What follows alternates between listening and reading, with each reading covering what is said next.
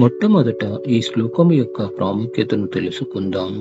ప్రతిరోజు ఉదయం లేదా రాత్రి సమయంలో భక్తిభావంతో శ్రీ హనుమంతుని ఆరాధిస్తూ ఈ శ్లోకాన్ని 11 సార్లు పఠించిన పక్షంలో వివాహ యోగం బలపడుతుంది, వివాహంలో ఉన్న అడ్డంకులు తొలగుతాయి, మంచి జీవిత భాగస్వామి లభించును మరియు హనుమంతుని కృప లభిస్తుంది అని ధర్మశాస్త్రాలలో పేర్కొనబడినది. ప్రాముఖ్యతలో చెప్పిన విధముగా ఇప్పుడు ఈ శ్లోకం 11 సార్లు పఠిద్దాం. ఆ హనుమంతుని ఆశీస్సులు కోరుకుందాం.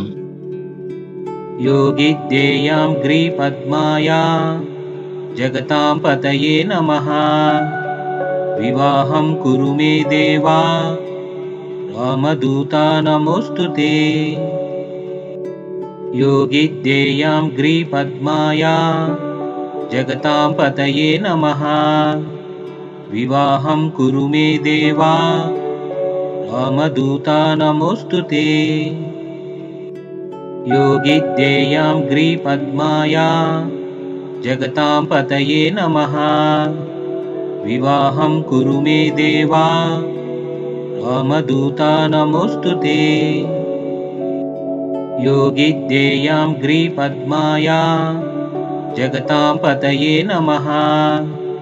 వివాహం కురు మే దేవా రామదూతా నమోస్తుతే. యోగిద్యేయాం గ్రీపద్మాయా జగతాం పతయే నమః. వివాహం కురు మే దేవా రామదూతా నమోస్తుతే. యోగిద్యేయాం గ్రీపద్మాయా జగతాం పతయే నమః. వివాహం కురు మే దేవా రామదూతా నమోస్తుతే. యోగిద్యేయాం గ్రీపద్మాయా జగతాం పతయే నమః.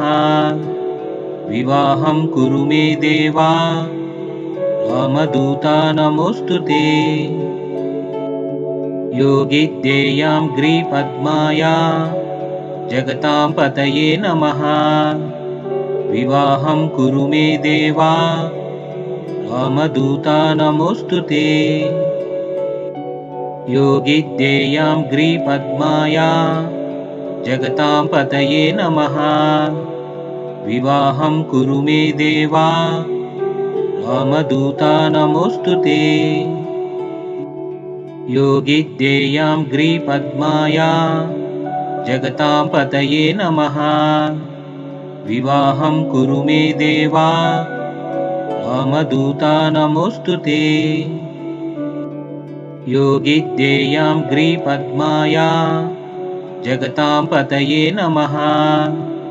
వివాహం కురు మే దేవా రామదూతా నమోస్తుతే. భక్తులారా, ఇప్పుడు భక్తితో ఈ శక్తివంతమైన హనుమాన్ మంత్రం యొక్క అర్థం తెలుసుకుందాం. యోగులు ధ్యానం చేసే పవిత్ర పాద పద్మాలు కలవాడా, జగత్తుకు ప్రభువైన వాడా, నీకు నమస్కారాలు. శ్రీరాముని దూతమైన హనుమంతుడా, నా వివాహం శుభంగా త్వరగా జరుగునట్లు అనుగ్రహించుము అని ప్రార్థిస్తున్నాను. భక్తులారా, మీకు ఈ వీడియో నచ్చినట్లయితే ప్లీజ్ లైక్ చేయండి, షేర్ చేయండి మరియు సబ్స్క్రైబ్ చేసుకోండి.